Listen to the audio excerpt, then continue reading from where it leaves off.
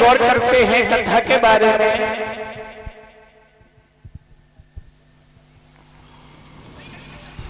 और हमारे जनवेद भैया जी अगर हमारी आवाज सुनते हो तो आ जाओ, अरे ऊपर आ जाओ। शास्त्री होने के नाते आप भी हमारे स्टाफ में हैं तो ऊपर आ जाओ।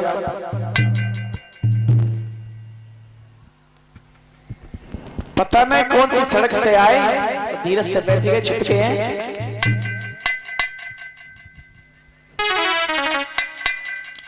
आइए इधर गौर करते हैं।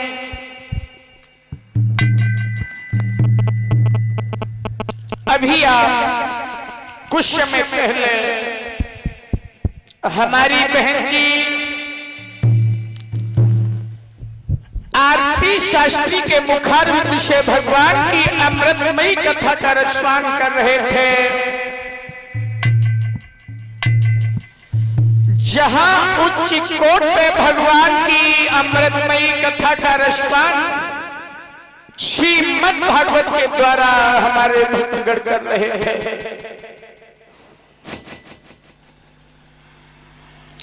समय समय के अनुसार इंसान को भगवान की कथा कीर्तन सत्संग में बैठने का मौका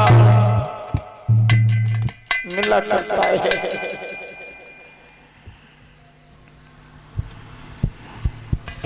ध्यान उसी बिंदु पे रखें।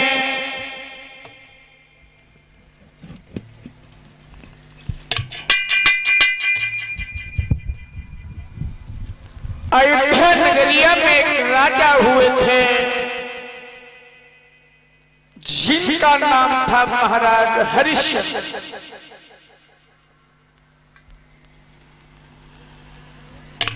और महाराज हरिश्चंद्र के जो पिताजी थे इनका नाम था महाराज त्रिशंकु। और त्रिशंकु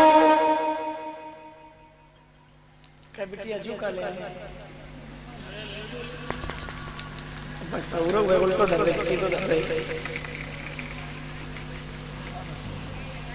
सही नहीं। इधर हमारी भांजी शिखा की तरफ से हमें पगड़ी के द्वारा सम्मान किया गया है। भगवान से कामना करेंगे कि इस बिटिया को हमेशा शिक्षा दीक्षा में आगे बढ़ाते रहे। बोलिए गोविंद भगवान की।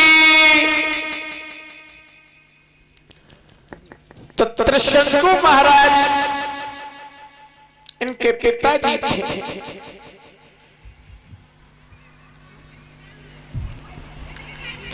और यही त्रिशंकु महाराज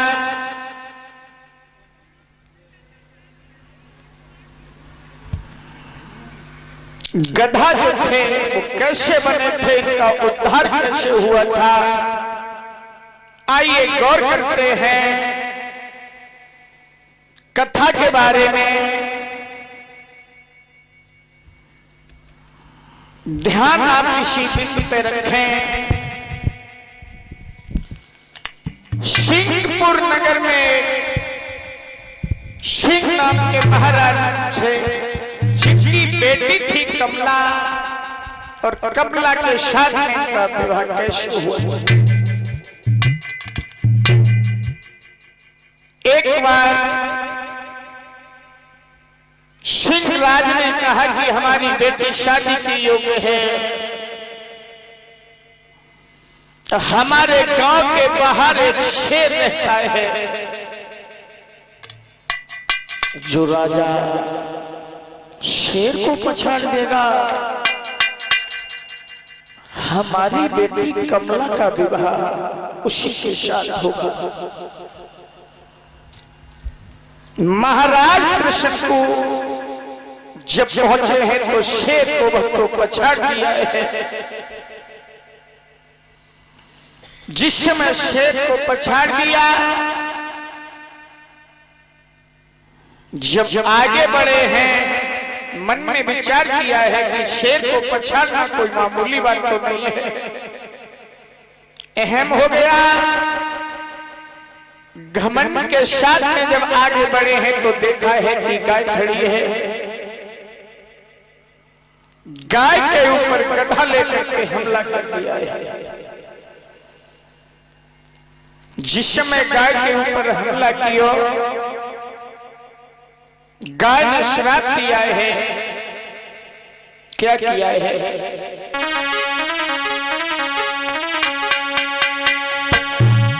अरे तुझे मेरे मारो गधा है,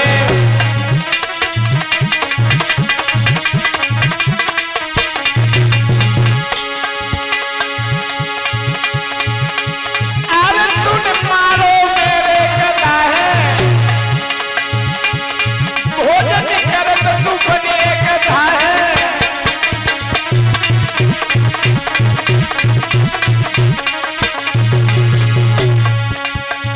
अब गाय ने श्राप दे दो है धीरे धीरे,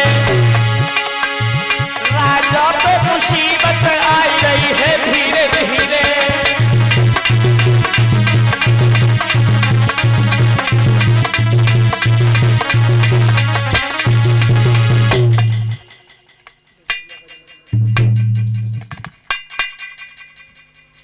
जिस समय गाय ने श्राप दिया है,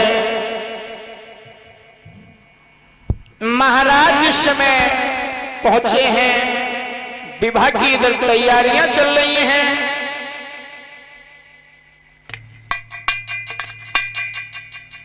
और जैसे ही शादी की बेला में द्वाराचार हुआ है, जिसे हमारी माताएं बहनें दरवाजा बोला करती हैं, उसके बाद भोजन की जब बात की गई है, महाराज भोजन ग्रहण नहीं करते हैं, क्योंकि उन्हें डर है जब महाराज भोजन नहीं करते हैं, अनेकों कमला की जो सहेलियां थी महाराज को चारों तरफ से घेर लो। कहाँ लगी कि हमें जा बताओ, तुम भोजन क्यों नहीं ग्रहण कर रहे हो? और जब तो जानते ही हो सब लोग, शादी में लड़का जाए तो थोड़ी बहुत बदनामी थोड़ी होती है। जिससे शादी होती है उसकी जितनी सहेलियां होती हैं ऐसी धोई धोई खाती जो चौथी चालल हो जाए, लेकिन वे बातें न छूटे। कुछ लड़की कान लगी तुम्हारी मैया ने मना कर दो, कुछ कान लगी कि तुम्हारी बहना ने मना कर दो ताशे न खाना खाए। उन्हें डर है, इसलिए भोजन ग्रहण नहीं कर रहे हैं। दो चार सहेलियां कहती हैं कि बहन मेरी बात सुनो, ये भोजन ग्रहण क्यों नहीं कर रहे हैं, मेरी बात सुनो बहन।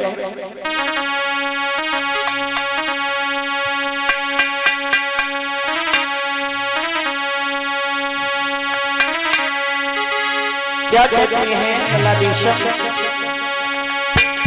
अरे एक सहेली कहे बात तुम मेरी सुन लीजो,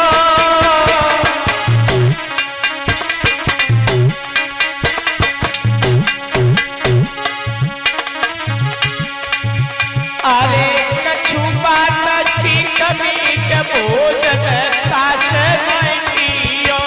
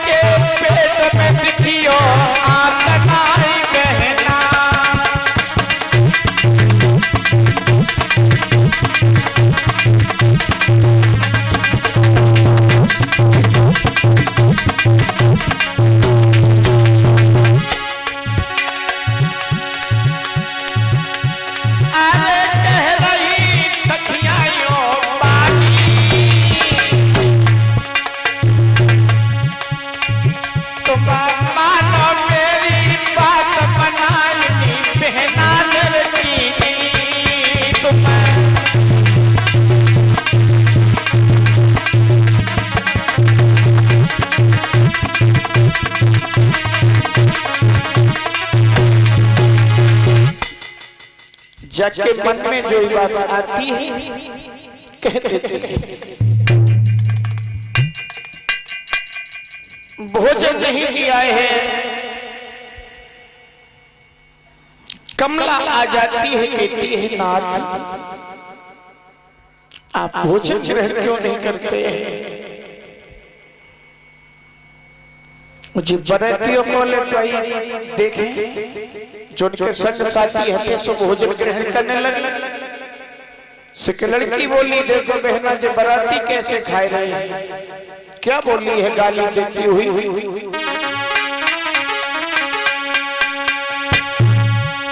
बहना कैसो रंग चढ़ो निवारी में, दीदी कैसो रंग चढ़ो निवारी में।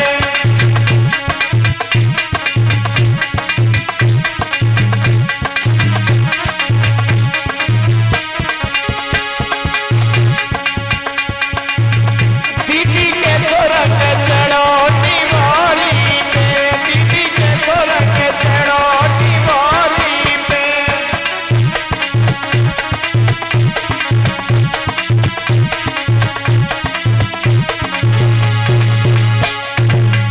क्या बोली है?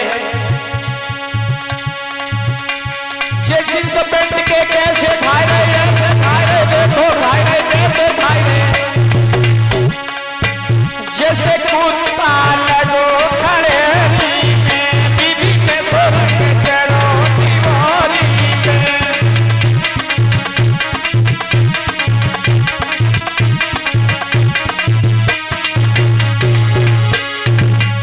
बहना कैसे रंग चढ़ो दीवारी में, दीदी कैसे रंग चढ़ो दीवारी में।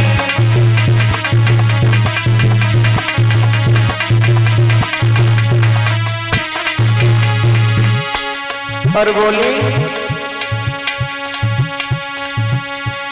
बड़े बड़े पेट के कैसे खाए रहे, कैसे खाए रहे, जैसे भैंसा लगो निवारी में, दीदी कैसो रंग चढ़ो निवारी में।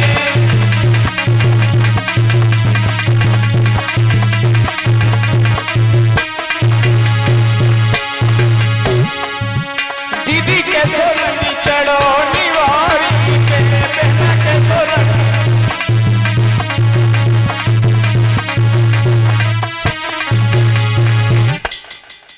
ऐसे गीत गाए रहे। कमला आई गई, कहने लगी पिया भोजन ग्रहण करो। उन्हें डर है, भोजन नहीं ग्रहण करते हैं। गुस्सा के मारे भटिया के बोली पिया एक ही बार तुमसे कहूंगी भोजन ग्रहण करियो, अन्यथा ना करियो। महाराज को हाथ अपने हाथ में पकड़ो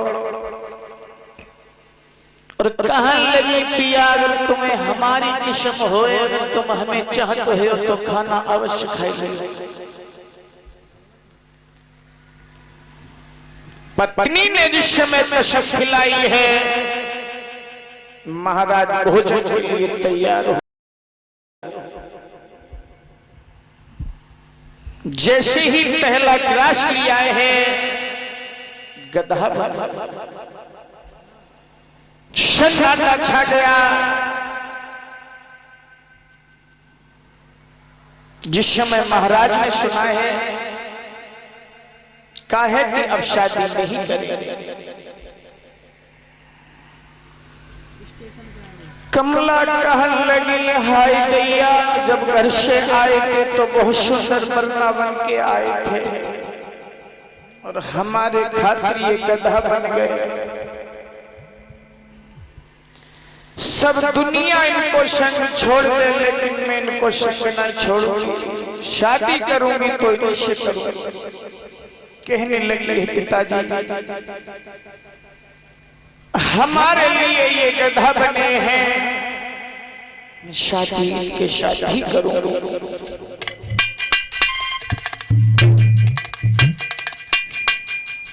जिस समय कमला के कहने के आधार पे शादी हो गई, उसके बाद कमला चली आती है।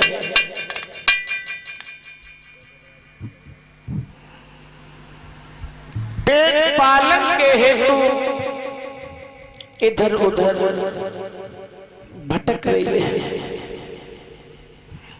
जो भी काम है अपने हाथों से करती है।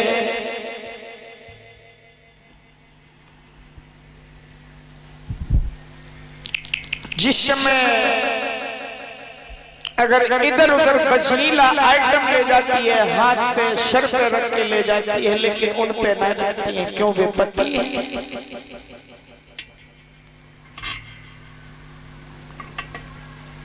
एक दिन एक राजा ने देखा तो पूछा, विचार किया है ये लड़की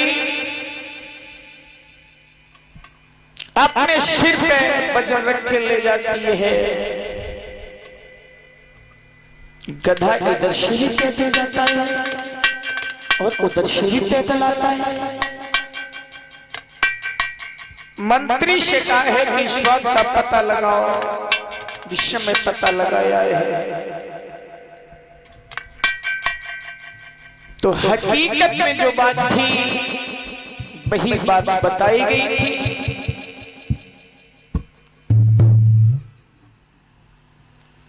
महाराज ने विचार किया है कि अगर इसका उद्धार हो जाए तो अच्छी बात है।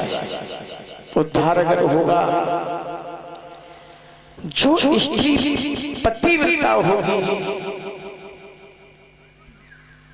अगर अपने हाथ से जल डाल देगी, ये मनुष्य हो जाएगा।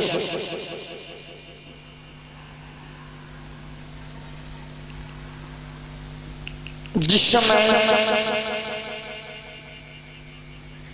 इधर उधर ये खबर फैलाई गई है,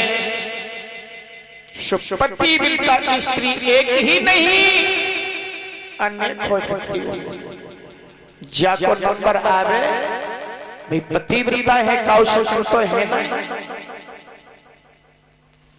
लोटा लेके आने, जल डालने और चली जाए, कोई फर्क नहीं पड़े।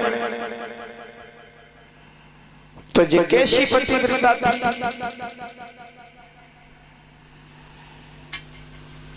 एक एक करके 99 लोटा पानी पड़ गया, लेकिन कोई फर्क नहीं पड़ा। महाराज परेशान हो गए। मंत्री से कहा कि तुम्हारे जा पता करके आओ, पतिव्रता स्त्री को लेकर के आओ। मंत्री घूमता हुआ गया, पता लगाया है कि काशी नगरिया में एक महत रानी है, पतिव्रता है। अगर इसने जल डाल दिया मनुष्य हो। समझो, उसे बुलाया गया।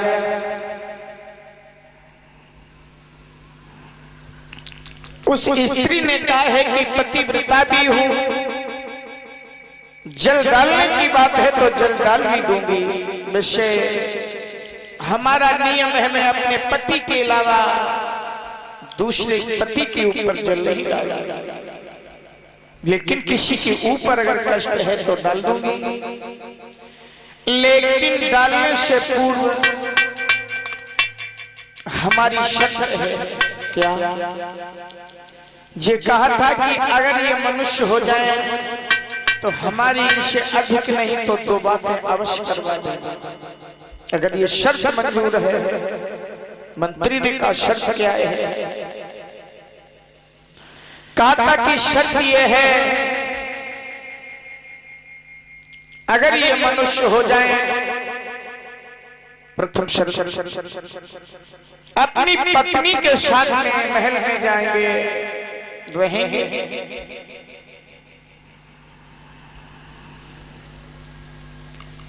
जिस समय इनके घर में बालक होगा तो जितना पानी इनके ऊपर डालेंगे उतना पानी हमारी काशी नगरिया में भरना पड़ेगा। अगर ये शर्त मंजूर है तो बताओ, तथा मना कर दो। कहे कि ठीक है पहले तुम जल डालो।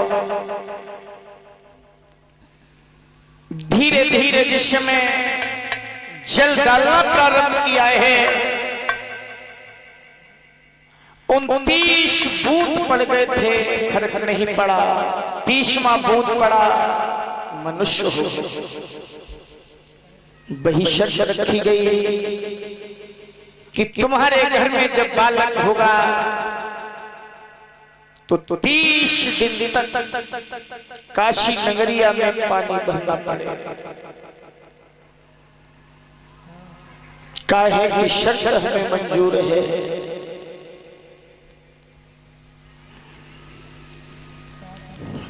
आइए अगर गौर करते हैं, कुछ लोग ये कहते हैं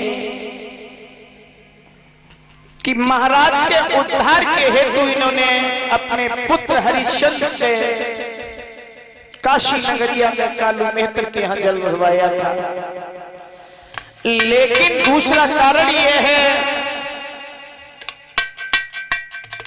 विश्वामित्र से का कौन सा बैर था? विश्वामित्र ने इनके सारे परिवार को क्यों बेच दिया था? इसका भी कारण है।